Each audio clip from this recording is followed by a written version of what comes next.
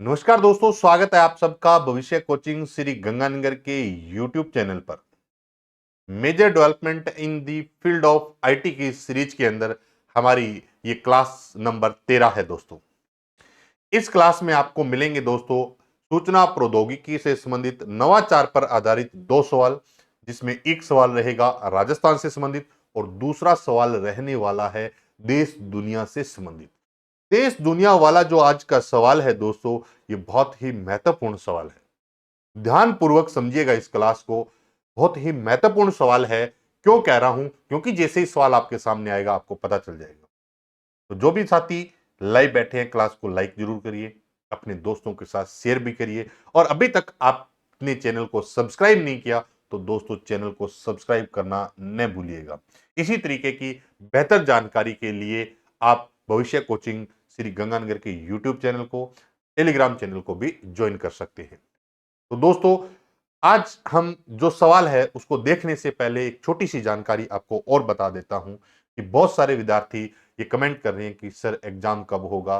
मैं आपको फिर कह रहा हूं, लास्ट क्लास में भी मैंने आपको बताया था और आज फिर कह रहा हूं, आप एग्जाम डेट 9 सितंबर के हिसाब से दोस्तों तैयारी करना। अगर ये वक्त आप ये सोचने में जाया करते हो कि एग्जाम कब होगा, इस वक्त की आप पूर्ति दोस्तों नहीं कर पाएंगे। क्यों नहीं कर पाएंगे? कि मान लो अगर एग्जाम एक पल के लिए सोचे कि आगे नहीं हुआ, तो जो सोचने में वक्त गया दोस्तों वो वापस लौट कर नहीं आएगा। इसलिए 9 सितंबर के हिसाब से तैयारी करें, और अगर कोई ऑफिशियली न्यूज होगी तो वो पूरे राजस्थान में पता होगी और आप तक भी पहुंचा दी जाएगी दोस्तों। तो इस चीज के लिए आप निश्चित हो जाइए, आपका उद्देश्य है केवल और केवल क्या करना? बेहतर तैयारी करना दोस्तों। इसलिए छोटी सी जानकारी थी, आपका 2 मिनट का मैंने समय लिया है। तो आप अपने माइंडसेट को ऐसे रखिए कि 9 सितंबर को आपका सूचना सहायक का एग्जाम है और हमें किसी भी हाल में उसको क्रैक करना है। कुछ भी हो, हमें जॉब चाहिए, सूचना सहायक लगना है। इसके लिए आपका जो टारगेट है उसी पे ध्यान दे, न कि एग्जाम डेट पर ध्यान दे। क्लियर होगी बात है? तो इसी बात को कंप्लीट करते हैं और आज के सेशन को शुरू करते हैं। तो आज के सेशन में हमारे पास जो दो सवाल है दोस्तों, वो किस प्रकार से हैं, तो बात करते हैं। ये 13 नंबर क्लास के अंदर सबसे पहला सवाल देखिएगा। राजस्थान सरकार के समस्त विभागों से जुड़ी जानकारी एवं शिकायत दर्ज कराने के लिए कौन सा केंद्र स्थापित किया गया है? सवाल बहुत इंपॉर्टेंट है दोस्तों। ये कह क्या रहा है कि कोई भी विभाग हो राजस्थान सरकार का, उसकी अगर कोई जानकारी चाहिए आपको, या उस विभाग से संबंधित आपको कोई इंफॉर्मेशन लेनी है, या आपको कोई प्रॉब्लम है, उसके एवज में आपको शिकायत दर्ज करवानी है, तो इसके लिए कौन सा केंद्र स्थापित किया गया है राजस्थान सरकार द्वारा? तो हमारा सही आंसर क्या हो जाएगा? Triple C. अब ये मत सोचिएगा कि सर ट्रिपल सी का डिप्लोमा भी होता है कंप्यूटर में। बिल्कुल सही बात है, लेकिन यहां केंद्र की बात हो रही है, ट्रिपल सी डिप्लोमे की बात है नहीं हो रही है दोस्तों। तो ट्रिपल सी क्या है, इस पर बात करते हैं दोस्तों। अच्छा सवाल है। ट्रिपल सी का अर्थ क्या है दोस्तों? सिटीजन कॉन्टैक्ट सेंटर है। क्या है? सिटीजन कॉन्टैक्ट सेंटर है। सिटीजन कॉन्टैक्ट सेंटर के माध्यम से टोल फ्री नंबर दिया हुआ है और 181 है। बहुत अच्छा सवाल है दोस्तों, ये डायरेक्ट सवाल भी पूछा जा सकता है 181 वाला। पर राजस्थान सरकार के समस्त विभागों से जुड़ी जानकारी प्राप्त कर सकते हैं और शिकायत भी दर्ज करा सकते हैं। अगर किसी भी डिपार्टमेंट से संबंधित कोई इंफॉर्मेशन चाहिए, या आप कोई भी डिपार्टमेंट या किसी भी प्रकार की अगर आपको कोई शिकायत दर्ज करवानी है, तो आप 181 का सहारा ले सकते हैं दोस्तों। टोल फ्री नंबर आपके सामने है। ये सवाल बहुत इंपॉर्टेंट नहीं है इतना, लेकिन ये 181 इंपॉर्टेंट है दोस्तों। तो ट्रिपल सी का मतलब क्या है दोस्तों? सिटीजन कॉन्टैक्ट सेंटर है, जिसके लिए टोल फ्री नंबर क्या दिया गया है? 181। क्या कर सकते हैं आप 181 का यूज करके? आपकी विभाग की कोई भी जानकारी लेना चाहें या कोई शिकायत दर्ज करना चाहें, तो आप इस नंबर का यूज कर सकते हैं। इसलिए पूछा क्या गया था कि शिकायत दर्ज करने के लिए या जानकारी लेने के लिए कौन सा केंद्र स्थापित किया गया है? तो ट्रिपल सी है। अगर बात करें राजस्वान की, तो इसको आर स्वान भी लिखा जाता है दोस्तों। क्या लिखा जाता है? आर स्वान भी लिखा जाता है। क्या है आर स्वान? विस्तार से बात करते हैं दोस्तों। आर स्वान की बात करें तो इसकी फुल फॉर्म कई बार एग्जाम में पूछी गई है दोस्तों। क्या है? Rajasthan state wide area network. क्या है? Rajasthan state wide area network. देखिए विस्तार से जानते हैं इसके बारे में। भारत सरकार द्वारा मार्च 2005 में देश भर के प्रत्येक राज्य में स्टेट वाइड एरिया नेटवर्क को मंजूरी दी थी। क्या हुआ था कि मार्च 2005 में भारत सरकार ने देश भर के प्रत्येक राज्य के अंदर स्टेट वाइड एरिया नेटवर्क को क्या दी थी? मंजूरी दी थी। बिल्कुल ठीक है। राजस्थान के विभागों में यह परियोजना फरवरी 2013 से संचालित की जा रही है। इसका मतलब आर्सवान की जो फैसिलिटी है वो राजस्थान सरकार के विभागों में कब से शुरू हो रही है? फरवरी 2013 से। लेकिन ये स्टार्ट तो हो गई थी 2012 के अंदर, लेकिन विभागों में ये संचालित हुई थी। कब हुई थी दोस्तों? फरवरी 2013 से संचालित की जा रही है। अब आप सब जानते हैं दोस्तों, वैन का अर्थ क्या होता है? वाइड एरिया नेटवर्क है। और वाइड एरिया नेटवर्क का सबसे बड़ा एग्जांपल अगर आपसे पूछे तो वो क्या है? इंटरनेट है। दोस्तों, इंटरनेट की शुरुआत 1969 में हुई। अगर आपसे पूछे कि भारत में इंटरनेट कब आया, तो आप सब जानते हैं 15 अगस्त 1995 को भारत में इंटरनेट शुरू किया था वीएसएनएल ने। किसने किया था? वीएसएनएल ने। वीएसएनएल का अर्थ क्या है दोस्तों? वीएसएनएल का अर्थ क्या है दोस्तों? विदेश संचार निगम लिमिटेड। वीएसएनएल का अर्थ क्या है? विदेश संचार निगम लिमिटेड। एक है बीएसएनएल, भारत संचार निगम लिमिटेड। एक है एमटीएनएल, महानगर टेलीफोन निगम लिमिटेड है दोस्तों। अब अगर बात करें किसकी? नेटवर्क की बात करें तो सबसे बड़ा नेटवर्क है वैन वाइड एरिया नेटवर्क है। एक कभी आपने नाम सुना होगा नेटवर्क के बारे में, पैन पर्सनल एरिया नेटवर्क। एक हमारे पास होता है लैन लोकल एरिया नेटवर्क। एक हमारे पास है दोस्तों मैन मेट्रोपॉलिटन एरिया नेटवर्क। एक हमारे पास क्या है? वैन वाइड एरिया नेटवर्क। एक हमारे पास आता है दोस्तों बैन बॉडी एरिया नेटवर्क है। और एक आता है HAN होम एरिया नेटवर्क है दोस्तों। अगर बात करें इंटरनेट की, तो इंटरनेट के जो जनक है दोस्तों वो कौन है? आप सब जानते हैं इंटरनेट के जनक कौन है? विंट सर्फ है। कौन है? विंट सर्फ है, जिनका पूरा नाम क्या है दोस्तों? जिनका पूरा नाम क्या है? विंटोन ग्रे सर्फ है। विंटोन ग्रे सर्फ है। विंट सर्फ का पूरा नाम विंटोन ग्रे सर्फ है दोस्तों। अब आप इंटरनेट के बारे में जानते हैं। अर्पानेट से इंटरनेट की शुरुआत होती है। भारत में 15 अगस्त 1995 को शुरू हुआ। जो भी मेरे साथी लाइव बैठे हैं, मेन कमेंट बॉक्स में जरूर बताइएगा दोस्तों कि दुनिया का सबसे पहला मैसेज किन दो रिसर्च इंस्टीट्यूट या यूनिवर्सिटी के बीच में ट्रांसमिट किया गया? ये मेन कमेंट बॉक्स में जरूर बताइएगा। सवाल दोबारा सुनिएगा ध्यान से कि दुनिया का सबसे पहला मैसेज किन दो रिसर्च इंस्टीट्यूट के बीच में ट्रांसमिट किया गया था दोस्तों? अच्छा सवाल है, मेन कमेंट बॉक्स में बताइएगा। ये थी जानकारी किसके बारे में? आर्सवान के बारे में। आगे बात करते हैं आधार डेटा वोल्ट। ये भी सवाल बहुत इंपॉर्टेंट है। आधार डेटा वोल्ट की अगर बात करें तो क्या है आधार डेटा वोल्ट? देखिए दोस्तों, आधार डेटा वोल्ट की बात करें तो unique identification authority of India के निर्देशानुसार आधार नंबर व उससे संबंधित सूचनाओं को सुरक्षित डेटा वोल्ट बनाकर रखना अनिवार्य है।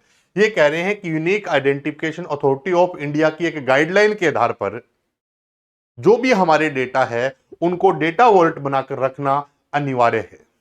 क्यों अनिवार्य है? क्योंकि पूरे के पूरे सिटीजन्स का डेटा है उसके अंदर, इसलिए ये डेटा वोल्ट बनाकर रखना क्या है? बहुत अनिवार्य है दोस्तों।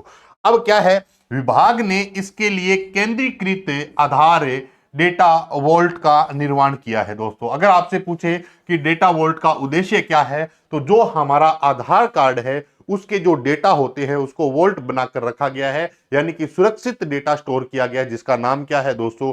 आधार डेटा वोल्ट है। क्या नाम है? आधार डेटा वोल्ट है। अब इस आधार डेटा वोल्ट का उद्देश्य है कि प्रत्येक सिटीजन की, प्रत्येक नागरिक की इसके पास क्या है दोस्तों? पूरी की पूरी जानकारी है। किस वोल्ट में डेटा स्टोर है? आधार डेटा वोल्ट के अंदर है।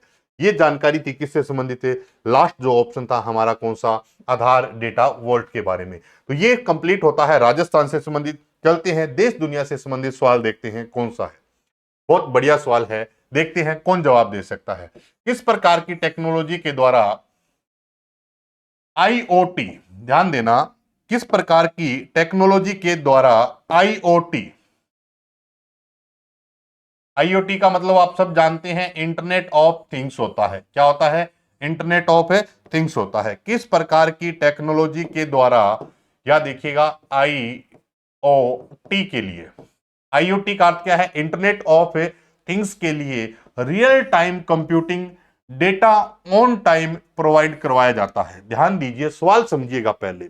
किस प्रकार की टेक्नोलॉजी है दोस्तों जो आईओटी के लिए यानी कि इंटरनेट ऑफ थिंग्स के लिए रियल टाइम कंप्यूटिंग या कह सकते हो डेटा ऑन टाइम प्रोवाइड करवाया जाता है? वो इस टेक्नोलॉजी का नाम बताना है। ऑप्शन आपके पास क्या है? क्लाउड कंप्यूटिंग, आईओटी और एज कंप्यूटिंग। तो दोस्तों हमारा सही आंसर क्या है? एज कंप्यूटिंग है। क्या है? Edge computing. वापस सुनिएगा, आईओटी होते क्या है? इंटरनेट ऑफ थिंग्स का मतलब है इंटरनेट जब किसी वस्तु के साथ कार्य करे तो वो क्या कहलाते हैं दोस्तों? आईओटी, इंटरनेट ऑफ थिंग्स कहलाते हैं। इंटरनेट ऑफ थिंग्स का मतलब क्या है दोस्तों कि जो भी डिवाइस है वो डायरेक्ट इंटरनेट के माध्यम से कनेक्ट है तो वो क्या कहलाते हैं? आईओटी, इंटरनेट ऑफ थिंग्स कहते हैं। अब इंटरनेट ऑफ थिंग्स के लिए रियल टाइम में अगर आपको कोई डेटा प्रोवाइड करवा रहा है या ऑन टाइम कोई डेटा प्रोवाइड करवा रहा है तो इस टेक्नोलॉजी का नाम क्या है दोस्तों? एज कंप्यूटिंग है। अब ये एज कंप्यूटिंग क्या है, इस पूरी एज कंप्यूटिंग के कंसेप्ट को समझते हैं। फिर क्लाउड कंप्यूटिंग क्या है इसके बारे में समझेंगे। तो ये दोनों समझोगे तो आईओटी ऑटोमेटिक आपका क्या हो जाएगा? क्लियर हो जाएगा। हो सकता है 2 मिनट अपने को एक्स्ट्रा लगे, लेकिन समझना ध्यानपूर्वक दोस्तों। तो चलिए बात करते हैं। सबसे पहले अगर बात करें क्लाउड कंप्यूटिंग की, तो आप सब जानते हैं क्लाउड कंप्यूटिंग के बारे में। रिमोट लोकेशन पर डेटा को स्टोर करने के लिए क्लाउड कंप्यूटिंग का यूज किया जाता है। क्लाउड कंप्यूटिंग का यूज रियल टाइम ट्रांजैक्शन के लिए नहीं किया जाता। अब रियल टाइम ट्रांजैक्शन क्या होते हैं या ऑन टाइम ट्रांजैक्शन क्या होते हैं, इस चीज को समझिएगा दोस्तों। क्लाउड कंप्यूटिंग पे मान लो आपका गूगल ड्राइव पे डेटा पड़ा है, आपको वो डेटा चाहिए। हो सकता है सर्वर डाउन हो तो आपको कुछ समय ज्यादा लग सकता है। मान लो कि एक इंफॉर्मेशन को एक्सेस करने में 1 सेकंड लगा, सर्वर डाउन होने की वजह से उसमें 5 सेकंड लगे। इसका मतलब क्या हुआ कि आपका डेटा ऑन टाइम नहीं है या आपका डेटा रियल टाइम के लिए नहीं है। ये हमारे पास है दोस्तों क्या? Cloud computing. क्लाउड कंप्यूटिंग की अगर बात करें तो बहुत दूर लोकेशन पे, जिसका कोई पैमाना नहीं है कि कहां सर्वर है, बहुत दूर लोकेशन पर डेटा है। अगर वो डेटा पर्टिकुलर व्यक्ति के लिए हो तो एक्सेस करना बहुत आसान है, लेकिन उस क्लाउड से हजारों यूजर्स जुड़े हुए हैं जो अपनी खुद की सर्विसेज ले रहे हैं। इस वजह से अगर ऐसी प्रॉब्लम आए तो उसकी स्पीड भी क्या हो सकती है? कम हो सकती है। कहने का मतलब कि जब आप डेटा एक्सेस करते हो ना दोस्तों तो उसमें थोड़ा टाइम लग सकता है। ये हमारे पास क्या है? Cloud computing. तो क्लाउड कंप्यूटिंग का यूज रियल टाइम ट्रांजेक्शन के लिए नहीं किया जाता, बल्कि डेटा स्टोर करने के लिए हम किसका यूज कर लेते हैं? क्लाउड कंप्यूटिंग का यूज करते हैं। आईओटी क्या है दोस्तों? इंटरनेट ऑफ थिंग्स क्या है? आईओटी फिजिकल डिवाइस का ग्रुप है जो इंटरनेट से क्या होता है? कनेक्ट होता है। आईओटी क्या है? फिजिकल डिवाइस का एक क्या होता है? ग्रुप्स होते हैं जो किससे कनेक्ट होते हैं? इंटरनेट से कनेक्ट होते हैं। इसको भी समझते हैं, लेकिन इससे पहले एज कंप्यूटिंग पर आते हैं। अब देखिए कि एज कंप्यूटिंग की फुल फॉर्म, पहला सवाल कि एज की फुल फॉर्म क्या है दोस्तों? Enhanced data for global evolution computing. Enhanced data for global evolution computing है। एज कंप्यूटिंग का यूज रियल टाइम ट्रांजैक्शन के लिए किया जाता है। एज कंप्यूटिंग में डेटा यूजर के पास सर्वर पर होता है। अब क्लाउड कंप्यूटिंग और एज कंप्यूटिंग में थोड़ा सा डिफरेंस है। इस डिफरेंस को जानते हैं दोस्तों, कोशिश करते हैं समझने की। एक एग्जांपल लेते हैं आप सबके लिए कि एज कंप्यूटिंग क्या है और क्लाउड कंप्यूटिंग क्या है, आप बेहतर समझ सकते हैं। ध्यान दीजिए, फिर रियल लाइफ एग्जांपल लेते हैं। मान लो आपकी कोई एक ऑर्गेनाइजेशन है, कोई भी ऑर्गेनाइजेशन है, मान लो एबीसी नाम की कोई एक ऑर्गेनाइजेशन है, जिसमें यहां बहुत सारे एम्प्लॉयज वर्क करते हैं। और इन एम्प्लॉइज की बात करें तो जितना भी काम करते हैं ये डेटा हमारा क्लाउड पर स्टोर होता है। इसका मतलब ये आपके पास क्या है? एक क्लाउड सर्वर है। क्या है? क्लाउड सर्वर है। अब हुआ ये कि अब अगर एक पल के लिए इन दोनों चीजों को आप भूल जाइए कि ये क्या है और ये पार्ट क्या है। मैं आपको एक रियल लाइफ छोटे से एग्जांपल से समझाने की कोशिश कर रहा हूं ताकि आप ये डिफरेंस कर पाए दोस्तों कि एज कंप्यूटिंग और क्लाउड कंप्यूटिंग में डिफरेंस क्या है। मान लो कि क्लाउड कंप्यूटिंग से यहां पर क्या मिल रही है? सर्विसेज मिल रही है। ये आपको बहुत सारी क्या मिली है, सर्विसेज है, यहां पर क्या है, डेटा है। ये जब ऑर्गेनाइजेशन स्टार्ट हुई तो इस ऑर्गेनाइजेशन के अंदर केवल एक एम्प्लॉय था।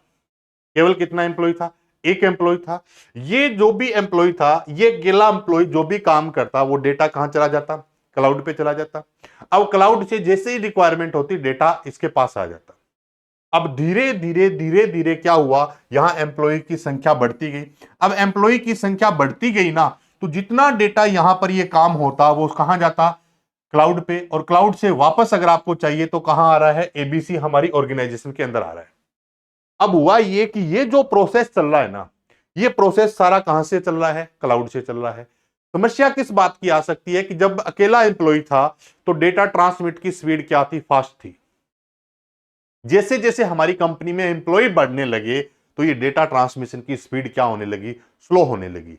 हमारी कंपनी इतना पे नहीं कर सकती थी कि हम अपनी सारी की सारी सुविधाएं हम ले सके। इसलिए हमारी कंपनी ने क्या किया कि सर्विस कहां से लेनी स्टार्ट की, क्लाउड से।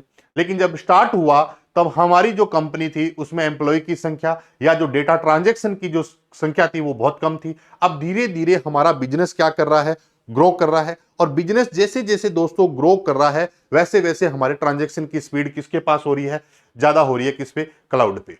समझिए ये बात आपको। इसका मतलब ये हुआ कि यहां से डेटा जब आप सेव करते हो, वापस रिट्राइव करते हो डेटा, तो इसमें ट्रांजैक्शन में क्या लग रहा है, टाइम लग रहा है। इसका मतलब क्लाउड कंप्यूटिंग रियल टाइम पर काम है नहीं करती। मान लो आपको विद इन सेकंड कोई डेटा चाहिए, हो सकता है ये सर्वर डाउन हो तो विद इन सेकंड डेटा आपको नहीं मिलेगा।